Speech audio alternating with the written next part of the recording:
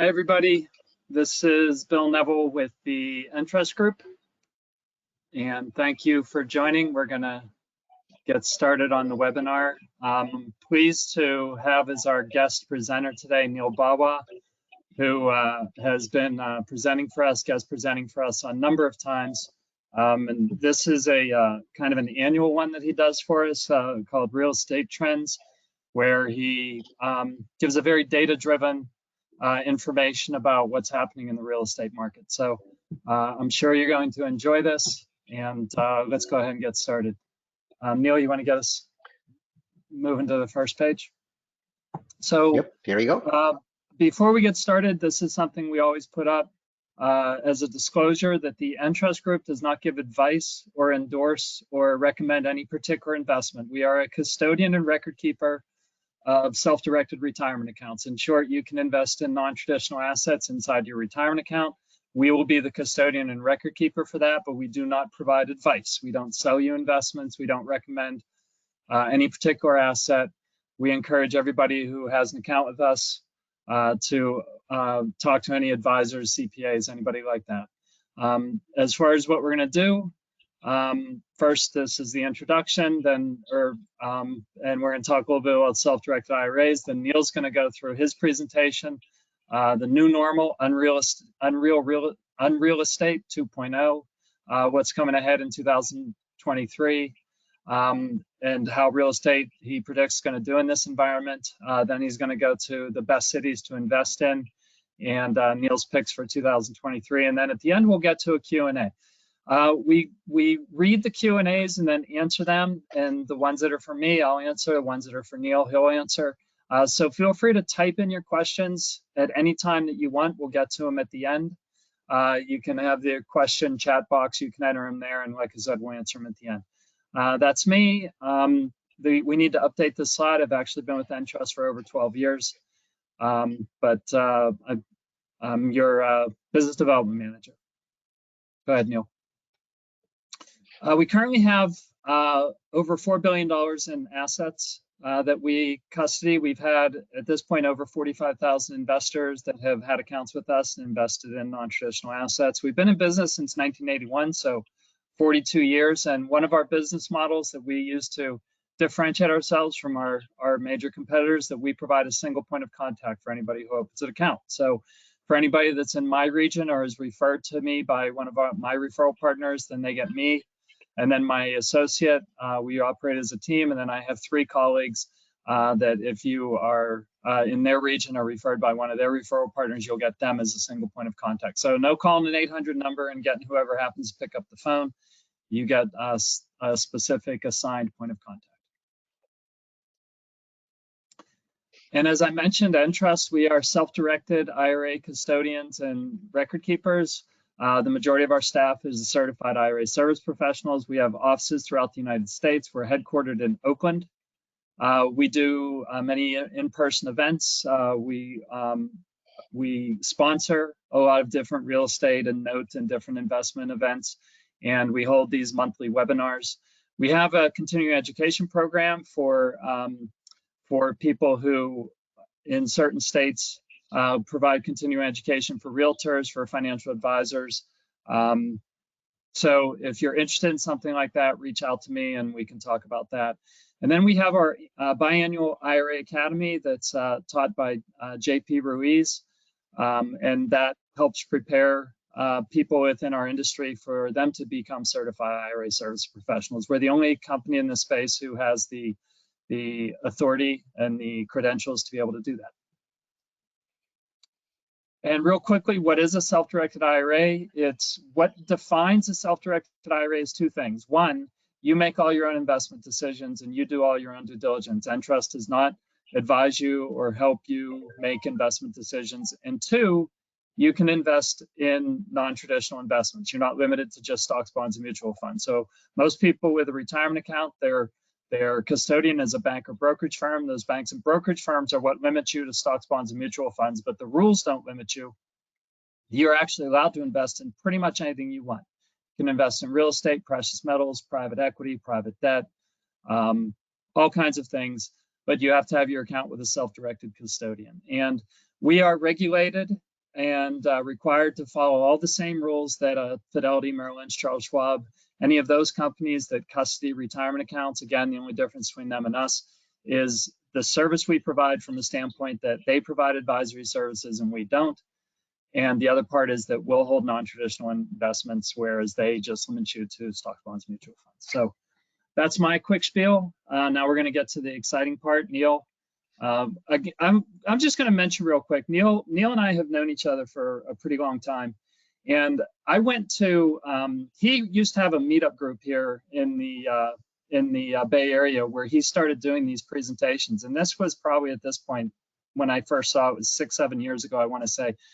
And now Neal is, I go to like major real estate events and Neal's like a keynote speaker. So I'm one of these people that can say I knew Neal when, because I've seen like the growth that he's achieved from, you know, what was a pretty small local thing to where it's become kind of a national, he's become kind of a national figure in the real estate investing space. So I'm happy to say that I've known Neal for a long time, and I've seen this. The first time I saw him do this, I went up to him immediately afterwards and said, we got to have you on our webinar. And he's been doing it ever since. So Neal, thanks again for doing this. And I'm going to put myself on mute. I'll be back when we get to the questions at the end. Thanks, everybody. I hope you enjoy. Thank you.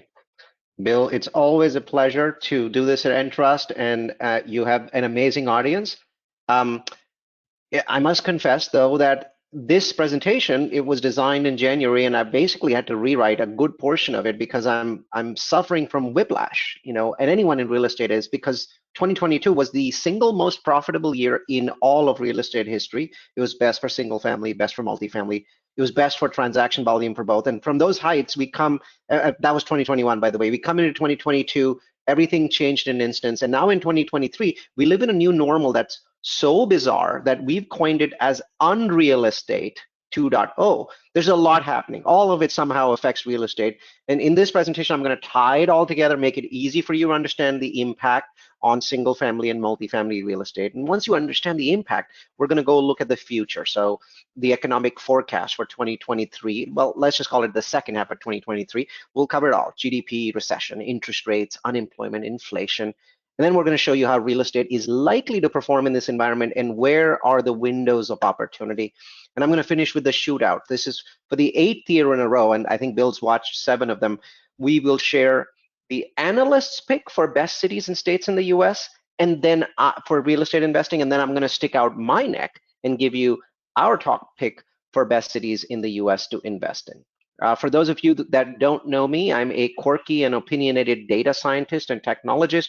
I buy and build large multifamily projects. Portfolio is 31 properties. We have 900 data-driven and nerdy investors that have trusted us with our money. And this is about half of our portfolio. As you can see, some are old, some are new. We like them both. Here's the boring legal stuff to get out of the way before we dive into the good stuff. Friendly reminder, this is an educational webinar.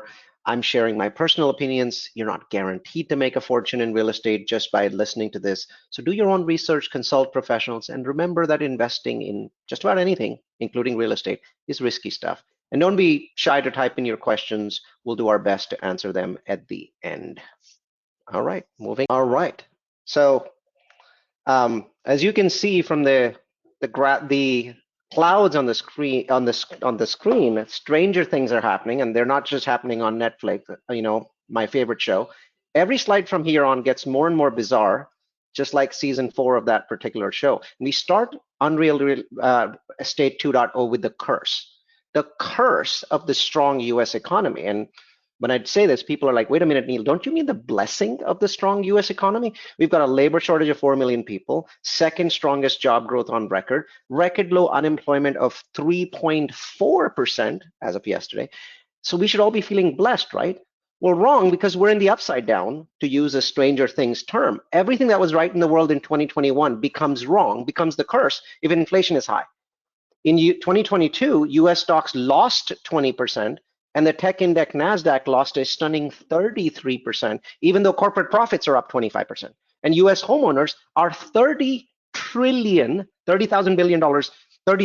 billion richer than they were pre-COVID. Why? Because the era of super cheap money ended, and it cannot come back if the economy stays strong. Feeling unreal yet? And in this upside down world, we have to come to grips with two huge 800-pound gorillas. First one, geopolitics. Chart on the left, BlackRock, largest asset manager in the world. Geopolitical risk was less than zero in 2018. But as we end this 2022, it's the highest it's been in decades. And the world is fracturing into competing blocks who hate each other, but have to trade with each other. And we see all kinds of problems into that. So we'll dive deep into that. But before we do that, let's introduce gorilla, 800-pound gorilla number 2, labor force participation rate. BlackRock also points out that in 2008, 66% of adults in the US wanted jobs. We're down to 63% before COVID. Now we're down to 62%. Thank you, COVID. According to ChatGPT, who clearly knows everything, a 1% decline in the labor force is 1.6 million people. So now we've lost 6.5 million working adults since 2008. And somehow we all thought that removing 6 million people in the workforce wouldn't create wage inflation. That's ridiculous. So let's dive deeper into that first gorilla, geopolitics. 2022 had the second highest oil and gas shock since the 1970s. Putin's war took the inflation that was created by COVID supply chain issues, and then it turbocharged it. Massive food inflation, massive energy inflation is everywhere in the world. And without getting into a red versus blue debate, inflation is not a US problem. Helicopter money didn't create our inflation, supply chains and Putin's war did.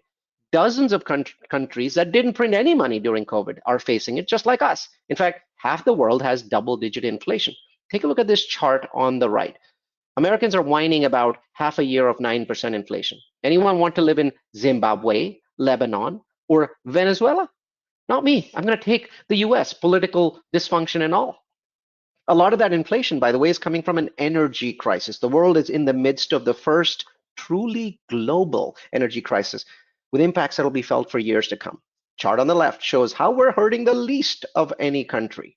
Dark purple is bad. Europe is in trouble. On the right, you can see that Europe's natural gas costs are up 6x in a year. Electricity up 78%. Total energy prices up 2x in a single year. And our Federal Reserve really knows that if inflation expectations become anchored, and they're at serious risk of doing so, we could be in for a decade of higher inflation because inflation is affecting every part of the economy. I've even stopped eating salad because now I have lettuce prices to blame. Which is why it's so good to see the Fed have this amazing sense of urgency after having no sense of urgency at all. The yellow line is the change in the Fed funds rate in 2022. And as you can imagine, it continued in 2023. And as you can see, the Fed is hiking faster than at any other time in recent history. And it's a race for the Fed, and it's a race that they have to win. But all such Fed races have consequences. They have collateral damage. In 2022, total US household wealth dropped by a stunning $13 trillion. That's a lot of Benjamins. Keep in mind, though, that this still leaves household wealth adjusted for inflation 10% higher than 2019. Home equity, still massive, at 71% of the market value of homes. We're surviving and somehow thriving in unreal estate 2.0. And do keep in mind that even with my gloomy thoughts about potentially oil prices going back up this year, overall, the inflation picture is getting better. It's getting better. And I love that movie poster on the right, by the way. Incredible. They even put the name of all the Fed governors starring in The Return of Inflation. Pretty cool, eh? Anyway, it's clear that US inflation has now crested. Just look at the graph, right? Thank God. The big question is, will it get back to 2% and when? Because it's clear that the Fed doesn't give a damn about the stock market or real estate. They just care about getting inflation down to 2%. And everyone's warning us it takes a long time to do that. So we're likely to be living with higher inflation longer than we're thinking. But think about what I'm about to say. Inflation is not just a wealth destroyer, it's also a wealth creator. As the cost of stuff goes up, the value of the dollar goes down. So inflation transfers wealth from savers to borrowers, from savers to borrowers. And when inflation is high, that transfer, it's also faster. If inflation, for example, remains at 8%, worst case scenario, you can see in right here that stuff is going to cost 216% more in just 8 years. stuff will double in less than 8 years. Shouldn't you buy that stuff now? All right, time for section 2. It's time for me to share some economic forecasts for the rest of 2023. Remember, not real estate, but most of the real estate forecasting later in the presentation is actually based on these economic forecasts. Here's a sobering chart. What this complicated chart is saying is that the green dotted line is the point at which GDP, or gross domestic product, does not cause high inflation. In other words, most economists believe that we need to get from the red line, which is our current GDP trend, to the green line. Well, that's a 2% fall. That's a lot. That's a lot. And we do see encouraging signs that inflation is going down, but there is no past precedent of inflation falling sharply without a sharp decline in GDP. In other words, if you're thinking that somehow inflation is going to keep declining without a sharp reduction in GDP, what you're saying are those 4 famous last words. This time it's different. We don't believe this time's different. You can get inflation from 9% to 5% with interest rate cuts, but to get it from 5% to 2%, we believe that economic activity, or GDP, has to fall a lot. Bottom line, a recession is a certainty in our view. And the Fed, by the way, knows that they have to go to infinity and beyond, just like Buzz Lightyear. So they've been raising. Actually, at this point, we have to update this a little bit. This slide is not updated. They're at 5.25% for the Fed funds rate. Now, at this point, it's very, very clear that they've stopped. So either this is the peak, or it's going to be maybe one more interest rate hike and then a peak, right? So this is what JP Morgan is saying is likely to happen, right? So in the first half of 2023, we expect the S&P 500 to retest the lows of 2022 as the Fed over tightens into weaker fundamentals. And then we end up with disinflation, we end up with rising unemployment, which we haven't seen yet, by the way, and declining corporate sentiment, which we have seen. And that pushes us into some sort of a recession, right? Well, let's address unemployment, right? So this is the Conference Board's economic forecast, and it shows a strong start to the year. So we're kind of here. Right now we're in Q2. So their predictions so far have been pretty much on, but then they're predicting that unemployment starts to spike up and ends up by 4.5% at the end of the year. So this area right here is where they think there's going to be a recession. So is there going to be a recession? Yes. We believe that there's going to be a very short, very shallow recession in Q3, basically starting in July, so a month and a half from now, and going until the end of 2024. We've looked at a bunch of forecasts, by the way, 20 or 30 of them. They pretty much all support a recession in the next 6 months. All right, I'm done with all the dense economic analysis stuff. Now for the more interesting stuff, real estate, right? We'll do a quick 2022 flashback, then we'll get into the business of forecasting single family and multifamily for the next 12 months. So home prices are falling. Did you know that? They've fallen by more than 5% from June of last year, which was the peak. June was the peak of home prices in the United States, to March. I don't have any April data yet. It'll come in a few weeks, right? And that's 5%. Now, seems like a small one, but keep in mind, this is the largest June to December drop. It dropped basically to December, January, February, March is sort of been flat. And so this is really the biggest, drop since 2008. One state, just one state, seems to be ignoring the rest of the United States. Florida, look at that. Miami, 20% up.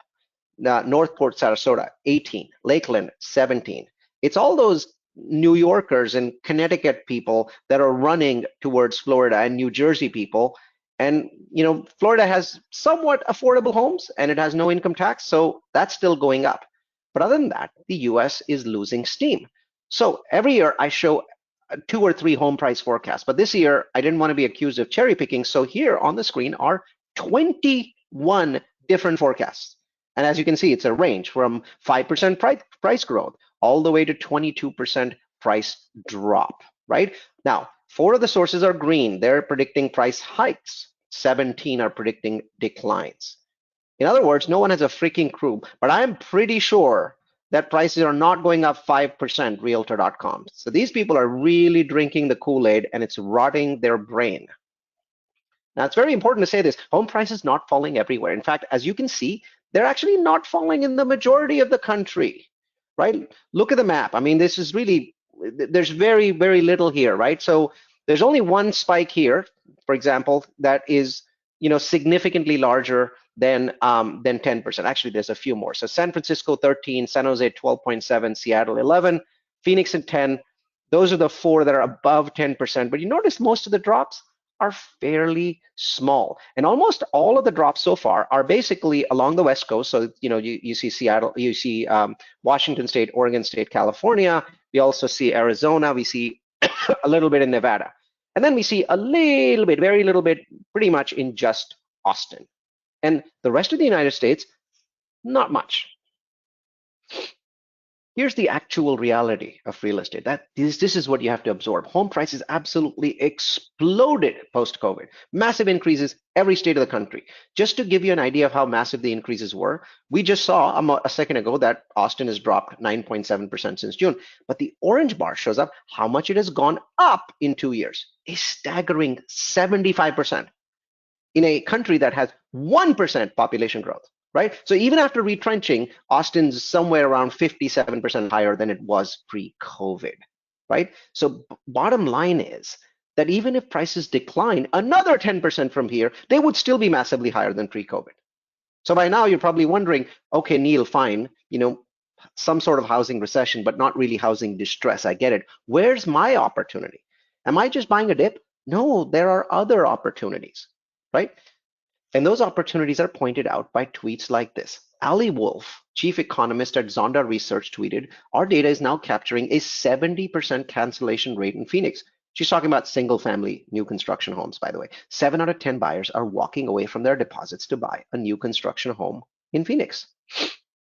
And that tweet sort of brings us to the opportunity for you guys, the real estate investors. Every investor knows we have a shortage of housing, somewhere between 3 and 5 million units. And if we don't want that shortage to get even worse, we have to keep building homes at a certain rate. Otherwise, we'll make it worse. Except when interest rates are high, buyers stop buying new single-family homes. The nation's biggest builders are sharing that home buyers are canceling 30, 40, 50% of the deposits that they put down. And you can see that impact on the blue line here, right? That's the reduction in home building in the United States. And that's your opportunity. If we need to build hundreds of thousands of homes every year, and we build hundreds of thousands of homes less for each of the next 2 years, we will increase the shortage in the US by a minimum of 500,000 homes. Where will those families go? Well, they're going to rent. And rent is all investors care about today because rent equals cash flow. Which brings us to the most important slide of the presentation, the one that you should screenshot if you want to, or grab your phone and take a picture of. This is by far the most important. As a landlord, as a rental investor, we all intuitively understand that if the home monthly payment for a home is lower or equal to the rent, people will buy. If the monthly payment is higher or much higher than the rent, people will rent. Well, so every real estate investor should be obsessed about knowing where is the rental payment versus the mortgage payment dynamic, just to figure out if you should buy real estate. Today, my friends, that dynamic is massively in favor of landlords. Look at this circle in the right. The gap between rents in green and home price mortgages in this darker color is the highest in history. It's even higher than 2005 or 2006, right? This is ridiculous. And it's not like rents are not going up. Look at this spike. Rents are going up. But here's what's happening to mortgages because of interest rates, because of home price increases. And yes, there's this a little bit of a dip here, and there might even be a little dip here, but I think the dip's going to probably end up here where my cursor is. The gap would still be the highest in history. This is the worst time, by the way, in history to buy a home. All right, here's something else that's important. Savvy investors also know this critical chart, that history clearly shows that when inflation spikes, rent spikes, right? You see this dark blue line, right? You can see the inflation spike from 1974 to 1984 led to this decade of massive rent increases, between 6 and 12% rent increases in a year. By the way, that's 3 to 6 times the historical average of 2% rent growth in a year. Inflation dropped, rents dropped back, and haven't risen since until 2021, until post-COVID. So savvy investors all know, firstly, inflation is not going to die quickly. It's going to linger. And you also know that we will have above trend rent growth in front of us because rents stay above inflation. So it's really good for you to know where the big investors who understand all of this stuff are buying. Well, every institutional investor looks at an annual U-Haul report, which shows where people are moving to. And the list is on the right. Texas and Florida, champions for a decade. South and North Carolina, racing up the charts. And Tennessee and Arizona holding their positions, but Georgia, particularly Atlanta, racing up the chart. The big surprise, 9% Ohio. It's a low growth Rust Belt state now benefiting from the return of manufacturing to the US. I never thought I would say this, but go Ohio. And so I'm going to end my real estate section with two thoughts. First, remember this, we need 4.3 million more apartments by 2035. And I do expect price declines in apartments because of low interest rates this year. Nothing changes that. But once the economy corrects, once inflation drops, we still have a huge shortage. Don't forget that. And here's my second most important slide of this presentation. Homebuyers just had the worst 12 months in their history. The table's stunning. It shows the income change needed to buy a starter home, like an old 50-year-old two-bedroom home, right? Just over the last 2 years in Tampa, Florida, you needed to make 123% more to own a starter home today compared to 2020. Look at that number. Your salary probably went up 10%. In Austin, you need 116% more compared to 2020. You probably didn't even get to 16%. And in case you're thinking I'm cherry picking cities, look at the bottom line. This is the United States, and you need an 88% increase in income in 2 years to own a home. This is devastating. It's mind-numbing because an entire generation of Americans, over 30 million families, will never buy a home. Never.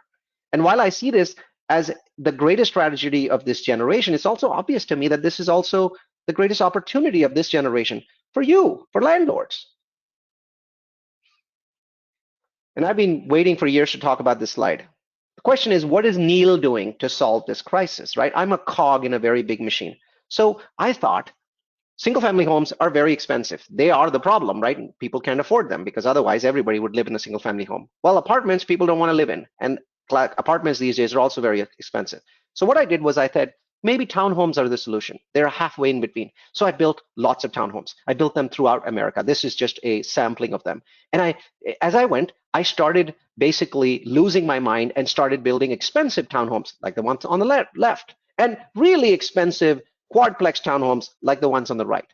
And then I realized that wasn't my mission. I was trying to solve America's problem. So I started building simpler townhomes, and people loved them.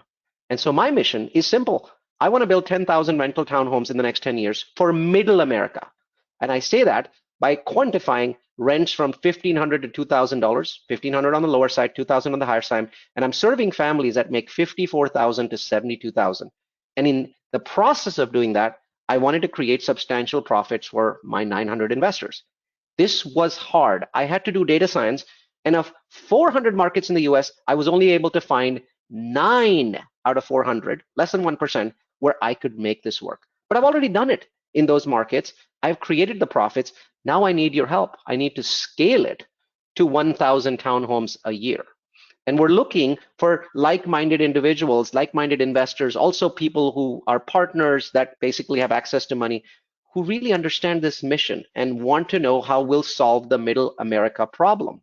So if you're interested, please, in the chat, type in Mission 10,000, and we will share our detailed story with you. We'll tell you exactly how it works. So Mission 10,000, hopefully you join us. It's a noble enterprise. Now, I'm going to end my presentation with a shootout. So, best cities for 2023.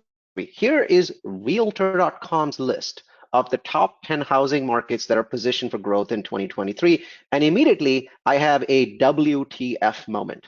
Hopefully, you know what that means. WTF moment. Because all of the 10 cities in our top 10 housing charts, all 10 of them, would have a near zero chance of making it to a top 10 list in a normal year. That's how bizarre things are right now. You know, we talk about investing in, people like to talk about investing in fast-growing cities, great population growth, job growth, long-term fundamentals. All of those cities are missing from this list. In fact, only one out of these 10 cities, only one actually has population growth faster than 1% in the last decade.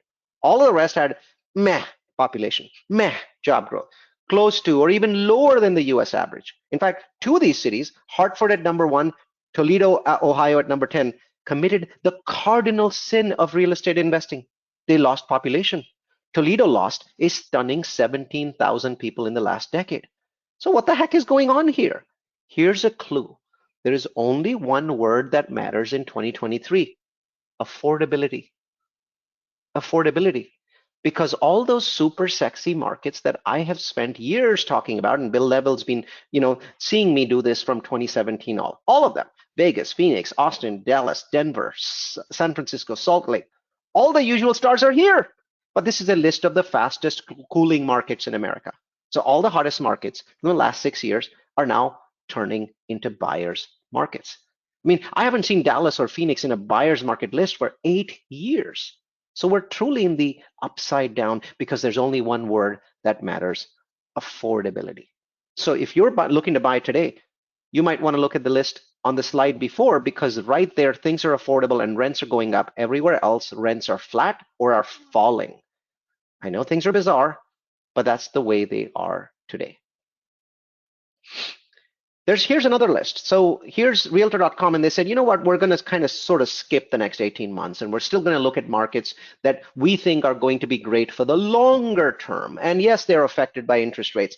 Here's their list. So if you don't want to look at the short-term markets that are gaining, rents, and you want to look at it at a 5-year, 10-year time frame, here's your list, right? They give the nod to Atlanta as the best housing markets. Among small markets, note my favorite market, Rogers, Arkansas, Walmart. Greenville, North Carolina, and Jacksonville, Florida. It's also very good for me to see San Antonio in this list. All right, I'm done with the lists. Final 2 slides. What are my picks? I love to stick my neck out so I can, a year later, figure out how right or wrong I was. And if this year's market does anywhere as well as my 2022 best market pick, which by the way was Tampa, Florida, I will be absolutely delighted. But first, best up and coming market in the US. Not the best market, but best up and coming, it's Jacksonville. And it beats a very strong up and comer, Grand Rapids, Michigan. Why Jacksonville? Very strong fundamentals. Excellent affordability scored. Affordability, high population growth. All of these support continued growth in Jacksonville. Home prices are out of whack, but not as out of whack as all the other markets. So we're seeing some price declines in Jacksonville, but more like 1%, 2%, not such a big deal. So you might want to look to buy in July, August, September, as we start to see lower mortgage rates. We are now seeing mortgage rates fall to the low 6s. I think they're going to be in the high 5s in the second half of the year. That may be a good time for you to buy in Jacksonville. But if you want to know what the best market in the US is, it is unquestionably Atlanta, Georgia. In the 7 or 8 years that I've been presenting this, it's been a finalist many times before, but never actually won. It beats Charlotte, North Carolina by a nose. Why? Affordability. Amongst all of the fast-growing superstar tech cities, Atlanta is the only one that's affordable. It has the highest housing affordability scores. It has extraordinary inward migration. It has a fast-growing tech industry and very, very consistent population growth. And it's going to continue to attract investors. If there are going to be any price declines, they're going to be modest. I think they're pretty much already done. Second half of the year may be a good time for you to purchase in Atlanta. Hopefully you don't buy in Atlanta or Jacksonville. Hopefully you join me with Mission 10,000, because I believe that what I'm doing is truly going to help America. And I believe that I'm able to do it profitably. So with that, I'm going to turn it back over to Bill. All right, Neal, Mission 10,000 seems to get a lot of people pretty excited looking at the comments Awesome. here. Awesome. So here's just a little more, follow up with Entrust. We have monthly webinars. Our next one on May 17th, we're going to be talking about self-storage. And again, are going to have a guest speaker on there. We have a survey at the end, so please feel free to, we encourage you to answer that. We get great feedback from that, and we appreciate that. If you need any more information about self-directed IRAs specifically, you can visit our website, which is www.theentrustgroup.com, and then you can also follow us on social media. And in a minute, we're going to show you Neal's contact information as well if you want to follow up with him. Again, Feel free to type in the questions. I've got one that I'm going to answer, and then we got a lot of Mission 10,000 comments, and then we're gonna go from there. So Sounds good. please type in your questions. The first question that we have says, if the property in the IRA is paid off and has equity built, are you able to use an equity line for another property? The answer to that is yes, as long as the property is going to continue to be held in the name of the IRA and that the lender is willing to do that. I mean, that's the key, is that whatever lender you go to and you say, okay, I want the IRA to borrow money, they have to be willing to lend to an IRA. But yes, you can take equity from, like, the IRA. The way I should phrase it is not you, but the IRA can take equity from one property, apply it to another property that's being held inside the IRA, and then that IRA can borrow the rest of the money. Again, it all has to be done in the IRA. What you're not allowed to do is take equity from your IRA and use it to buy property in your personal name, right? That's a prohibited transaction. Yeah, and by the way, anyone, if you have questions about other markets that I didn't discuss today that are close to your heart, feel free to ask me about those markets as well. Our team currently surveys 332 MSAs in the United States. The largest MSA is New York, so it's 17 million people. The smallest one is 58,000 people. And so we look all the way up and down the United States to try and figure out markets that are interesting. Some are truly astonishing. I can tell you, I am awed by Idaho Falls, Idaho, because there are so few markets in the United States that look anything like Idaho Falls. The numbers in Idaho Falls are so insanely, over the top in terms of growth, in terms of population, that we're still looking for another market like that in the U.S. Rogers, Arkansas comes close, but there's many other markets, especially larger ones, that you might be interested in. So feel free to toss questions. I'll try and answer them as best as I can. Yeah, I don't want to make your head explode or Neal anything, but I would really love to see some global. I don't know if you have access to information or if this is anything you've even considered, but boy, I'd really be interested in seeing like some other countries. So if I had to pick a city to invest in globally, right, I would pick Auckland in New Zealand. From what I can see, the U.S., when I look at political polarization charts, U.S. is one of the highest in the world, not quite the highest, but one of the highest in the world. Believe it or not, there are other countries more polarized than us. So statisticians like me look at what countries are the most balanced, what countries are the politicians not trying to kill each other, or trying to sue each other, and the answer is that smart money is fleeing from almost every country in the world to a tiny island called New Zealand. People think New Zealand's next to Australia. It's actually a 3-hour flight from New Zealand to Sydney. But enormous amounts of capital is fleeing. Most of New Zealand is uninhabitable, but the city of Auckland is absolutely beautiful. It's on the North Island. From what I can tell, we may see home prices there be 10x higher over the next 10 or 15 years. So if you're interested in sort of a long-term play, check out Auckland. It's also a great place to visit. So it's not inexpensive, but compared to the US, I think you may consider it to be inexpensive if you live in a large city. So that's one city. The second one is Istanbul. So Turkey, for many reasons, very young population. It's the crossroads of Europe and Asia.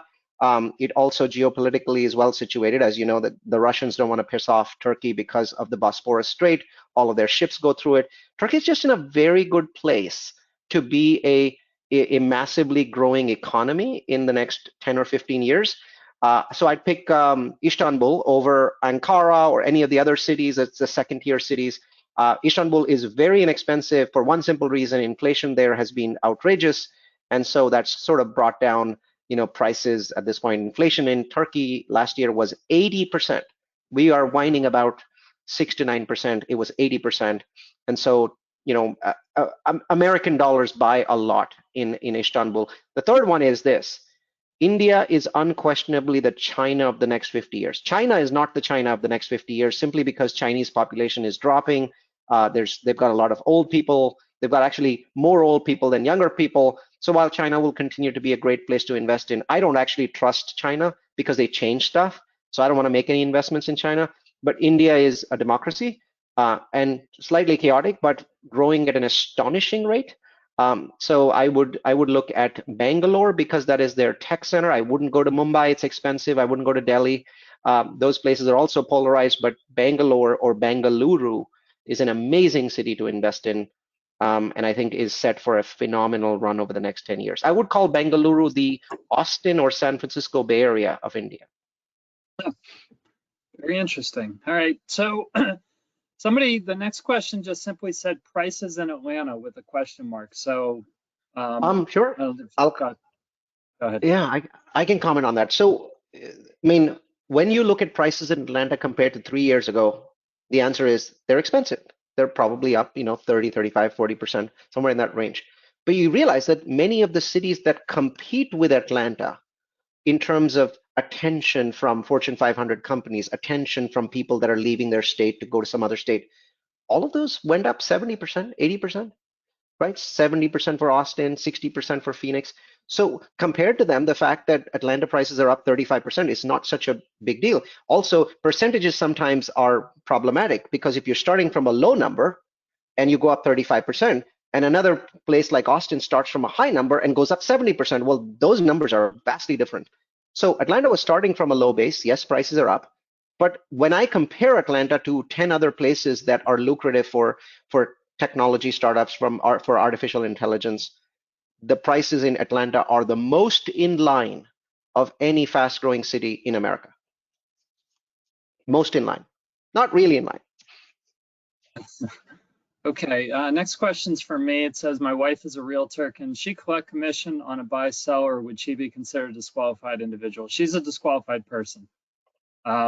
She can't collect commission on a buy or sell of a property in your IRA because she's your spouse. And honestly, I would give long consideration of not even using her as the realtor on the transaction, even if she doesn't collect a commission, because that could be considered a indirect prohibited transaction rather than a direct prohibited transaction. Bill, can I do one more city tip outside the United States, something I'm very passionate about? Sure. All right. So when you look at the map of the United States, I'll just throw it up on the screen here. You'll notice that there's very few freeways that basically connect Mexico, which is going to end up becoming our largest partner because we hate the Chinese at this point in time. And we hate the guts of the Chinese. So we're trying to reshore. From what I can see, 90% of reshoring is actually happening back to the Mexico because everything's too expensive here. So this is the border. Can you see my screen? I hope you can see me, right? Yep. So this is the border. And so as you can see, this is San Antonio right here, which is one of my key picks because of the same reason that I'm about to say. All the manufacturing is going here. So what's happening is that the cheaper manufacturing is going on this side of the border. And then the more expensive manufacturing, which needs lots of graduate degrees, are really happening in this area. So from Corpus Christi to San Antonio. So if you are looking to invest, one of the places that you might want to look into is Corpus Christi if you want to look inside the US. But if you want to look outside the United States, but very close, these two cities, Nuevo Laredo and Reynosa, because the only way to get massive trillions of tons of upcoming manufacturing, which is mostly made in the city of Monterey, because that's really where the sites are. But all of this stuff has to move, and it moves to San Antonio, and from San Antonio, which has rail connections, it gets shipped out to everywhere in the United States. Nuevo Laredo is a massive beneficiary. I think home prices there might go up 5x or 10x. Monterey might go up more like 2x or 3x because it's sort of a recognized place, but also Reynosa. So the other way to get stuff in is go along 40 and then come up through McAllen. You still end up in San Antonio, but you're coming a different way. This is the gold rush. If only 5% of the manufacturing that occurs in China today ends up in Mexico over the next 10 years, this is about $50 trillion. Check out Nuevo Laredo, Reynosa, and Corpus Christi. All right, additional info from Neal. All right, so the next question is for you, Neal. Are there any opportunities to repurpose commercial real estate for multifamily? I'm thinking about the impending doom of commercial defaults. So the short answer is We would love to do it. It's not going to happen. I have been to webinars specifically on this matter, so I'm just going to quote what Yardi Matrix said. They said only 3% of commercial real estate in the US, mostly office, is even eligible for a conversion to other types, those typically being condos or multifamily, which are in high demand. Why? Zoning, cost being too high, floor plates being very big. When you convert to multifamily, you need a lot of windows. If office floor plates are very large, then what do you do with the area in the center that has no windows? So floor plates are too large for the most part. Only 3% conversion. It's still a noble effort. We will still create thousands of apartments and condos. It's not going to solve any kind of problem.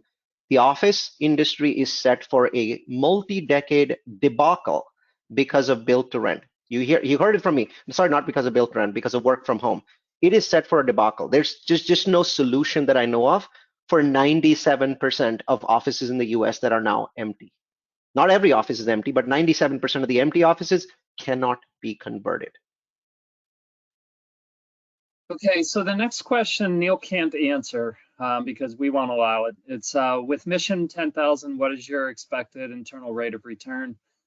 Barry, looking at the screen there, you got Neal's email and phone number. Please reach out to him directly to answer that question. I'm sorry, Entrust doesn't allow, we don't allow presenters to talk about return on their investments for just compliance reasons.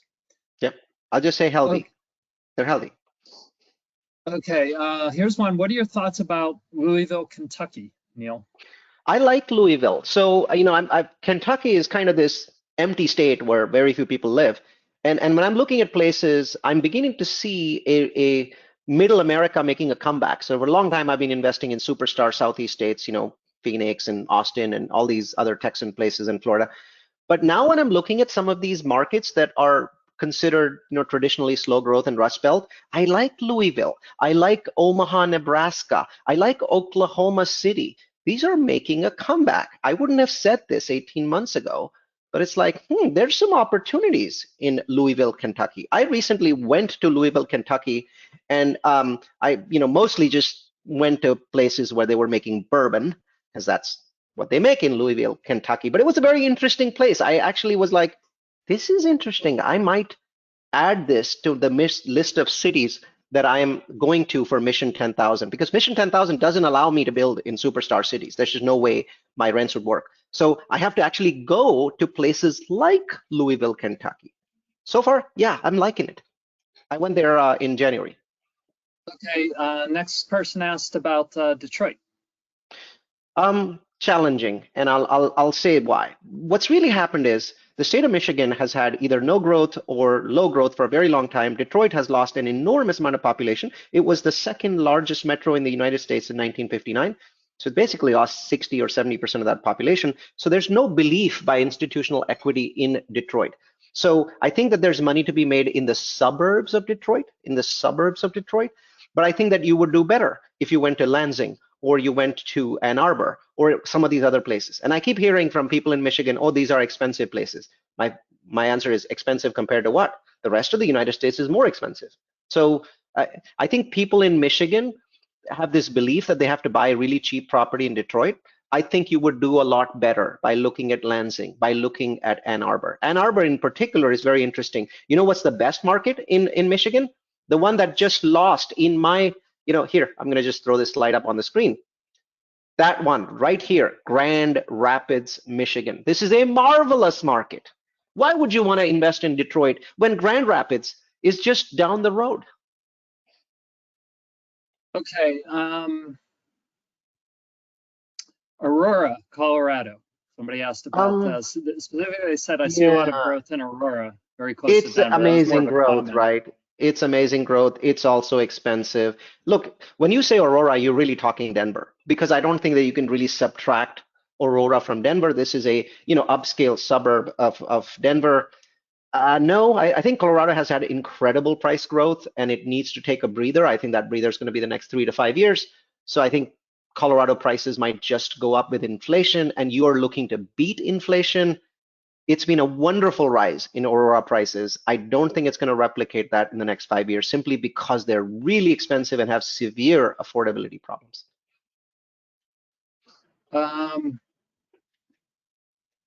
Somebody just wrote Los Angeles, California. I'm not sure, like, I'm guessing they're asking about what your opinion is of Yeah. Los Angeles. LA's had a great run. I think it's a great city. I think that you could probably find 100 markets in the United States that are going to do better. Keep in mind that I just showed you the list of the cities that have lost the most amount. And you notice that Los Angeles was, well, right here, minus 7.6%. Did you also notice that half this list is California? Be careful. All the Californians seem to love California. They don't really listen to data. But it's in front of you. All the years that I've been telling you California is going to lose significant, home prices. Well, now I can just tell you, look at the chart. Why do you have to stick with California? It's an amazing world out there. You live in America, not in California. Hey, Neal, as someone who grew up in Western Pennsylvania, a bit of a pet peeve for us, Pittsburgh has an H at the end. Pittsburgh, Yes, California. you are correct. You are Pittsburgh, correct. California does not have an H at the end. Okay, Yes. that's just my Western Pennsylvania thing. Come on. Okay, Yes. any recommendations for the metropolitan New York area or even further north in New York? Not a lot. I would say Buffalo. Buffalo is the cheapest big market in New York and is very interesting at this point. Rents are rising. A lot of people are leaving New York simply because of affordability issues.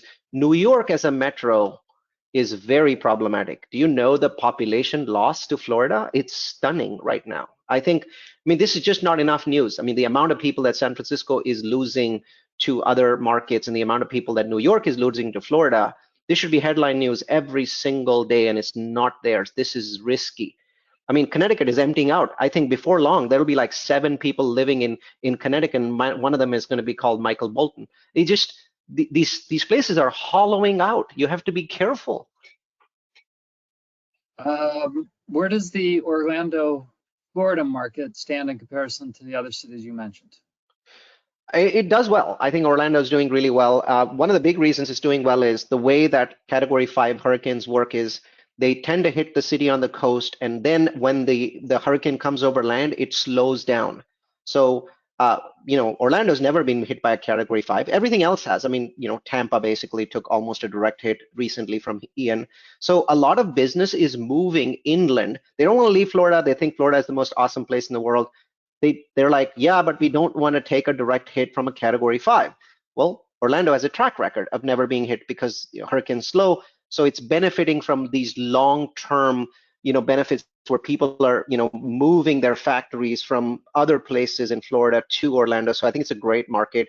Right now, it's fairly expensive. It's losing rents a little bit. It's losing, home prices just a tad bit. But if you're looking for the 5-year, 10-year time frame, I really don't think you can go wrong with Orlando. If you still find it to be too expensive, Lakeland, Florida, which is drivable from Orlando, is a market that you should look into.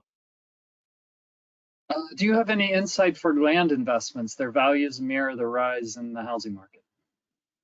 Land is going to be in free fall in the next 3 months. Be very careful. Land is illiquid when you cannot do new construction in most parts of the United States. Today, pro formas don't work for new construction in most parts of the United States. Have land prices fallen? Not really. It takes a while before stubborn sellers figure out that they have an illiquid asset. Are land prices going to go up in the next 12 months? Hell no.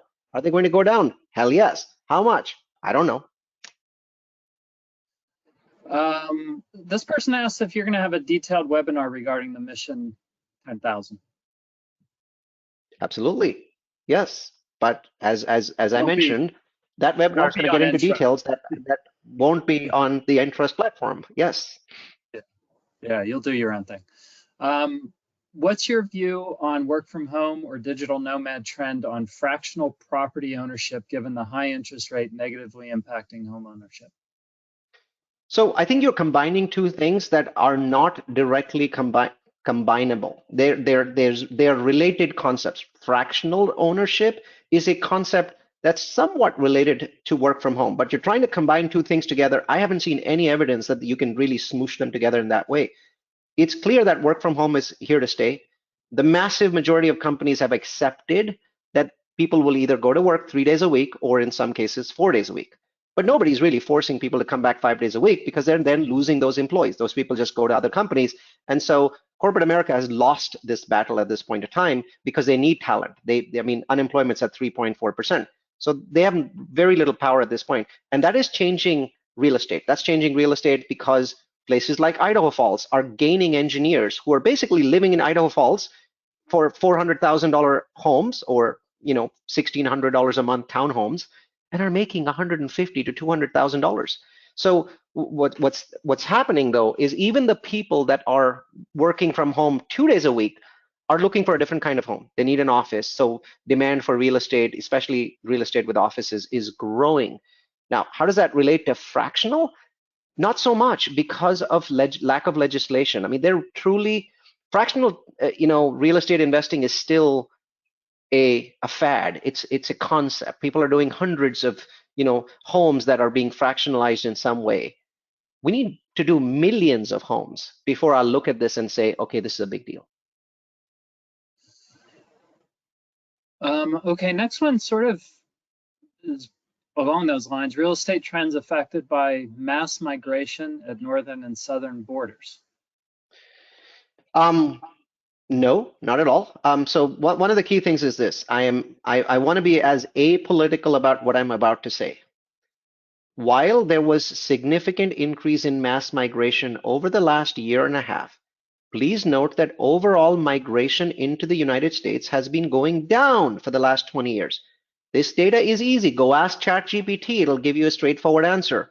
There is no mass migration into the United States that I'm aware of. Those are relative words. Overall migration into the United States for both legal and illegal folks is down. Yes, we saw a spike last year. That spike seems to have settled. Honest answer is this. Republicans have changed. In the past, they wanted immigration. They wanted people making burgers at Burger King's and tacos at Taco Bell. The truth is, they were right all along. We need that manpower, and it isn't coming in at this point. Why do you think that labor prices are going up through the roof? In the short run, it's good news for Americans. In the long run, it simply means we live with higher inflation. I see no evidence that there is enough migration from either our northern border, very little, or our southern border, very little compared to the past, for us to be worried about that. Yeah, we've had issues, at least it occurred, not sure it's still happening, of fruit basically dying on the vine because they didn't have enough people to. That is a real problem right now. We have an agricultural disaster happening because farmers in the United States cannot hire people to pick fruit. That is a problem, and you will see the impact of that in the coming in food prices the next 6 months. It's going to be very obvious that we're running out of labor. We're severely short of labor. And by the way, Americans don't want to pick fruit from the vine. They don't even want to work in factories anymore. Next question just asked if you have thoughts about Vietnam. Vietnam is the second or third largest beneficiary of our fight with China. So this thing with China is likely to get worse. They will do something bad, we will do something worse, then they will do something even worse. So it gets worse and worse and worse. Who are the beneficiaries, right? Well, it's Vietnam, Mexico, India, and the Philippines. Those are the 4 countries that are going to see money move from China. And by the way, who are the people doing it? The most counterintuitive answer is the Chinese. Do you know who's opening factories in Vietnam? Chinese people who are very rich, who understand that they need a second base. Who's opening factories in the Philippines? Almost all of them are Chinese. The Chinese understand that they need a second base. The cheapest and youngest population for the moment is going to be India in the future, but for the moment, it's Vietnam. Vietnam has an incredible future, and I think Phnom Penh is an incredible city to invest in. So this person come back to Atlanta again, just says, what are the price ranges in Atlanta, like 400K? That was their specific question. That, I think the answer, the best way to understand that answer, because there's no clear answer to that, is to type the exact words, Zillow Home Values Atlanta. And you'll get a very detailed page that is not accessible from the Zillow homepage. You cannot get there from the Zillow homepage.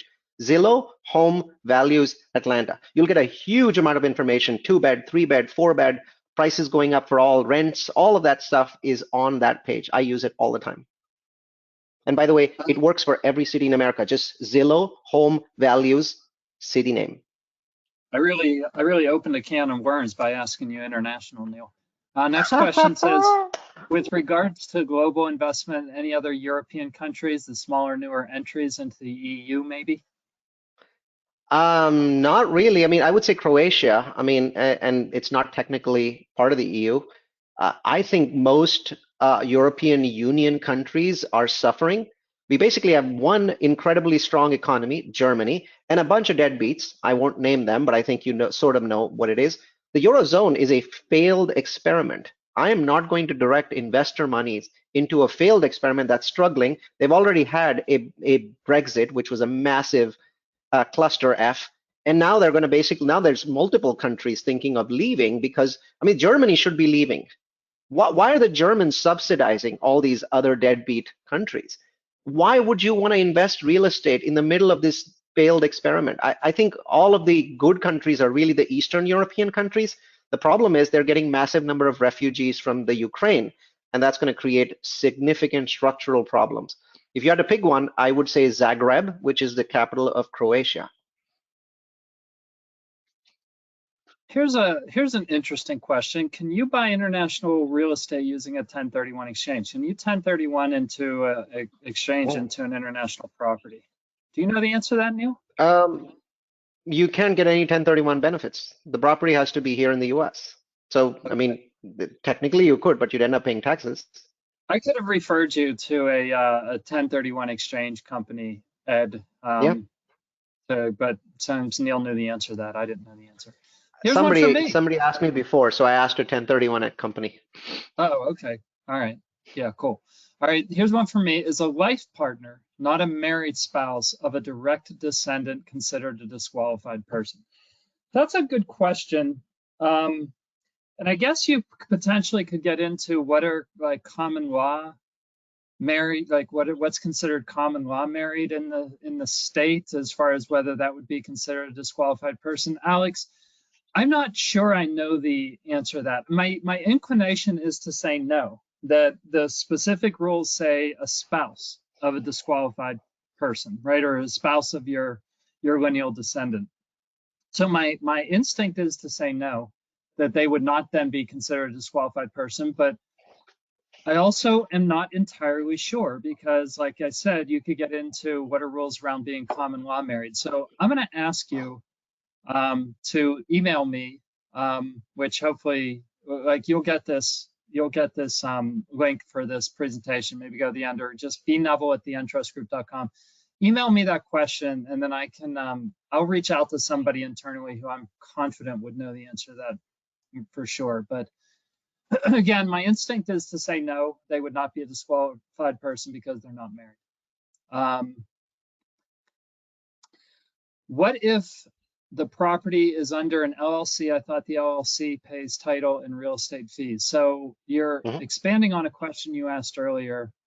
So are you saying, I'm guessing, Victor, our questions get deleted, so I can't go back and look, but you're probably the person who asked about the borrowing, using collateral for one property to buy a second property. If the property is held under the LLC, then as long as that second property is also held under that LLC, you can use that for collateral for that second property. I'm sorry, I kind of got lost in my thoughts.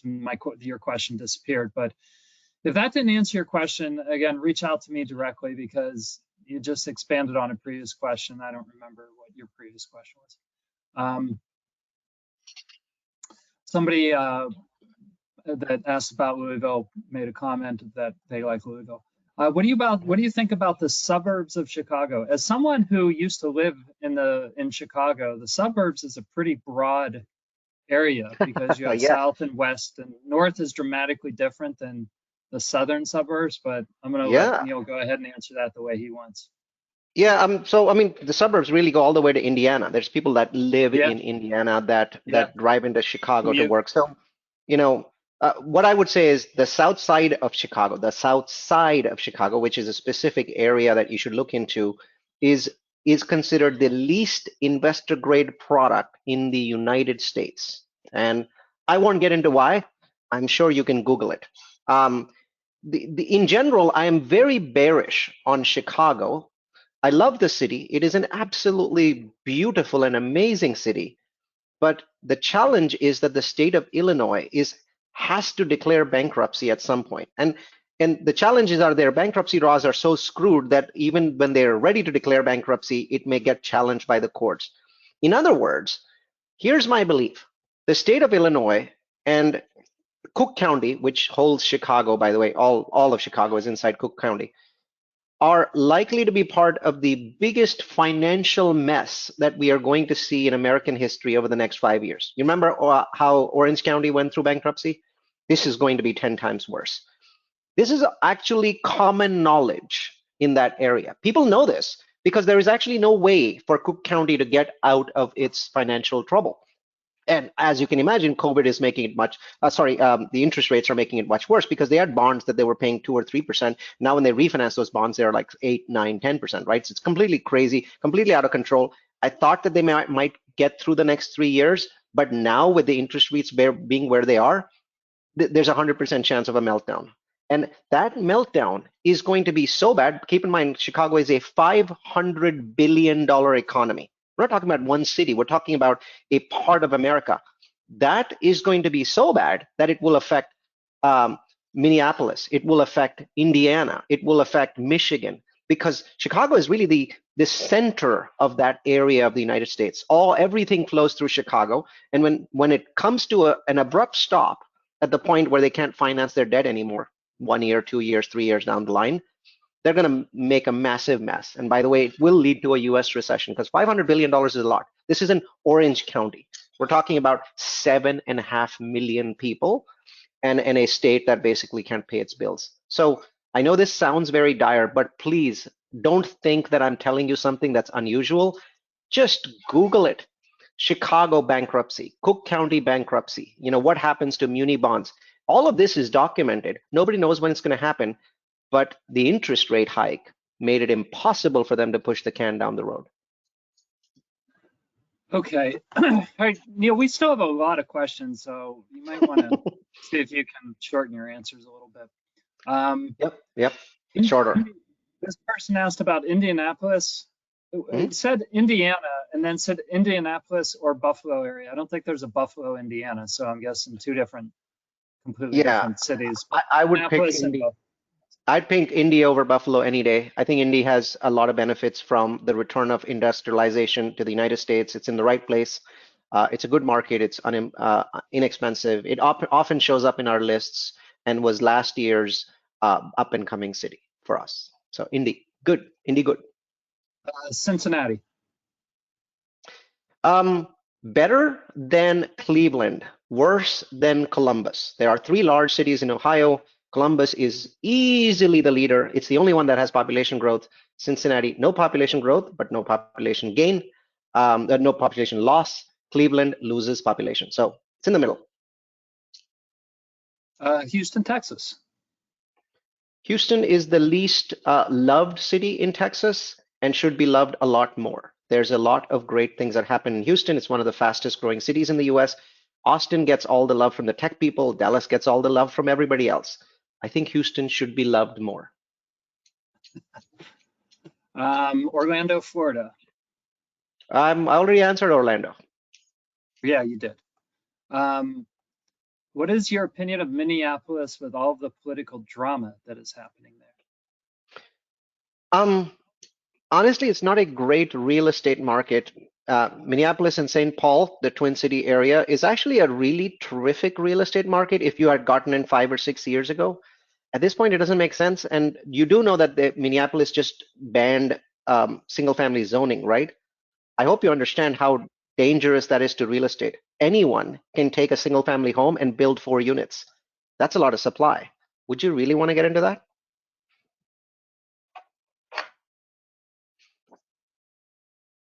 Any hurricane weather? Wait a second, I lost my space. Okay, here we go. Any hurricane/weather concerns that raise costs/insurance, etc., with investments in Jacksonville. So any weather issues with Jacksonville you're concerned about, basically. No. Keep in mind the way hurricanes work, Jacksonville is the least likely city other than Orlando to get hit. Just think about the way hurricanes work and the way that they curve. So we haven't seen a lot of hurricanes hit Jacksonville. So, its insurance costs are high and you're going to have to deal with that. But I'm sure you'll put that into your pro forma. But I would be a lot less concerned about Jacksonville than I would be about Miami or Tampa or Sarasota. Okay, next question is specific. Neal, I'm going to suggest Victor reach out to you directly. It seems like he Sure. wants to maybe do some business with you on some property that they own. So I'm going to, rather than have that be, a question Yeah. that you answer, just I Victor, like that. Neal, you guys talk. Yep. Too specific. Okay.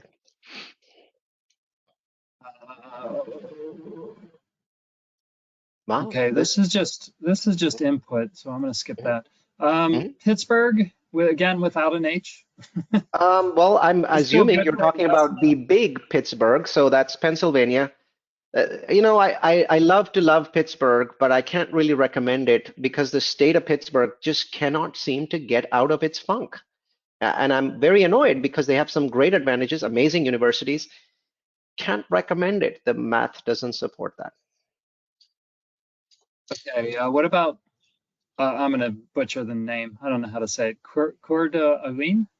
Coeur d'Alene. So Coeur d'Alene is Coeur in d'Alene. Idaho. So Coeur d'Alene is becoming a lifestyles of the rich area. So as we know, we think about Aspen as being a lifestyles of the rich area in Colorado. We think about Park City being the lifestyles of the rich area in Utah. Well, Coeur d'Alene is becoming that, not just for Idaho, but most people actually that are rich that go to Coeur d'Alene are from Washington State, because Coeur d'Alene is 20 minutes away from the Washington State border. So they come in from Seattle. And so it's becoming a very up and coming trendy area. So if prices drop there, and they haven't dropped much yet, like 6 or 7%, prices drop, that might be an interesting area. I think Coeur d'Alene is a great Airbnb market if you understand short-term rentals, especially close to the lakes. So it's a very, very interesting market. It has a very checkered history. It used to be the capital of the Ku Klux Klan, but it's changed a great deal. I think it's an amazing market. You just want to wait for prices to drop. All right, here's a question, Neal, that it goes in a completely different direction. Not entirely sure I know I don't have any thoughts or opinion on this, but it says, what percentage of millennial net worth do you think will eventually be in blockchain and or tokenized assets, so digital currencies?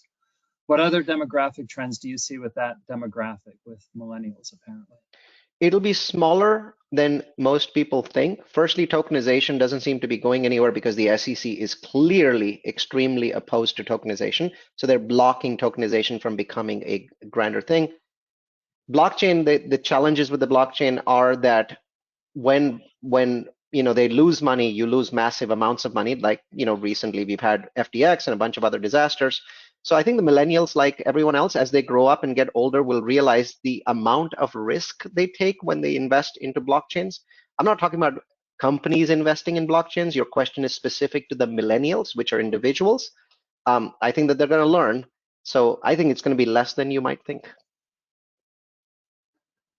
Okay, so this next one, I can't tell if it's a statement or a question because they put a question mark at the end, but I'm gonna read it anyway. It says, from a construction / builder perspective, would agree, and maybe they meant to say, would you agree? But said, would agree that this is an excellent opportunity to provide homes / buildings at 1/3 less the price and built in half the time when compared to traditional builders. Again, they phrased it as a question, but I'm not sure that's a question as so much as a comment. My email address was up on the screen. We should talk because the truth is, I don't understand your question. I've never heard of anyone building anything at 1/3 of the price of everybody else. So if you can magically do that, please come talk with me. Well, 1/3 less the price, so probably I guess they meant 2/3 the price, but yeah, 1/3 less. yeah, even 1/3 less. I'd love to talk to you. So please, you guys here, talk. it's on the screen. Somebody asked again about Indianapolis. You covered that. What are your thoughts on investing in a Costa Rica condo? Well, conflicted, right? So I've been to Costa Rica. I've been to those condo developments. I've toured them. It's challenging. It's very difficult to quantify the risk, okay? Because there are so many factors that we are just not used to in the US. The US is fee simple property. It's very straightforward.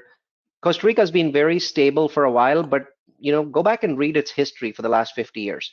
The world was very stable in the last 20 years. The next 20 years are not going to be that stable because we're running out of everything. And in my mind, you don't want to be investing in states like Costa Rica simply because they've had a very checkered history.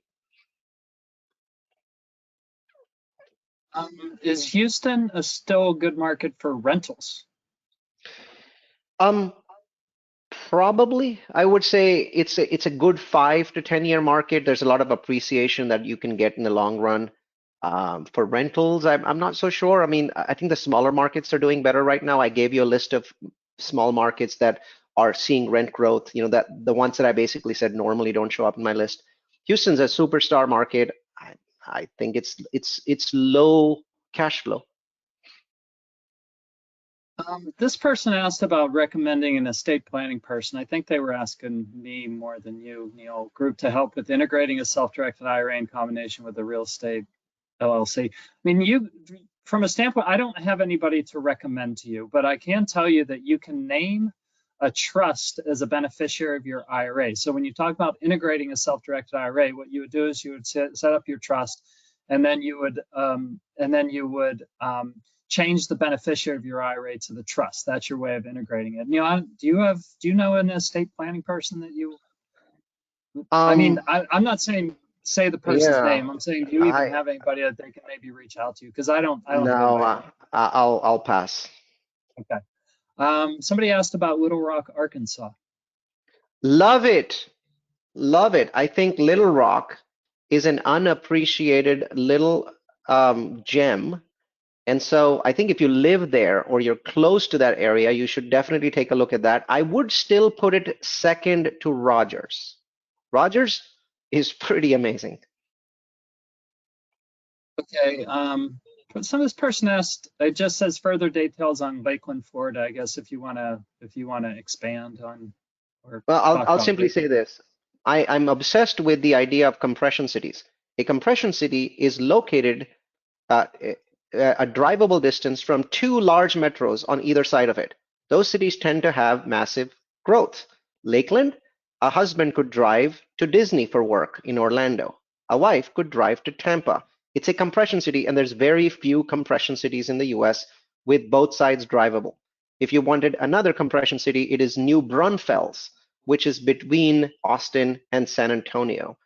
Compression cities always grow much faster than the cities on either side of them. So my belief is Lakeland will continue to grow faster than either Tampa or Orlando. Okay. Sorry, I lost my place here. Wow, these guys are killing it. Any viable market in the Pacific Northwest to take long-term advantage of due to Yes, negative national news? only one. Tri-Cities area, Kennewick, Washington is an amazing market. But keep in mind, it's 3 hours drive time from Olympia and 4 hours drive time from Seattle. So plenty of driving involved. But check out Kennewick, Washington. It's called Okay, Tri-Cities. okay, sorry. This one is asking, continuing on Jacksonville and land price. You said land prices are about to fall precipitously. Given Jacksonville is on the rise, in quotes, do you see the same risk for land values in Jacksonville? To a lower extent, please note that I had a slide that specifically said that Florida has avoided a drop in real estate prices. So if really the only hot state that has avoided home price drops, I would have to say that land prices in Florida are probably also going to drop less than other places. So I see less of a risk. I myself continue to look for land in the Jacksonville area. I think, we're not going to, I don't know how to time the bottom of the market. I just think that, there's going to be some land discounting. You should just take it if you're building. It's not going to be a huge drop in Florida. I don't think so. Home prices are going up. Okay, you've been invited to New Braunfels, Texas to try some bourbon there, Neal, just FYI. Wow. Please make sure that you email me. You've got it on the screen. Yeah, not me. Thoughts on investing in San Diego, California condos? They specified condos. I do not understand the condo market in San Diego. And again, asking about condos, but this time in the Philippines. They heard the real estate industry there has been growing. Yes, but be aware, they've got the same sort of fee simple issues that Costa Rica has. They changed their laws, so that's a risk that you would take.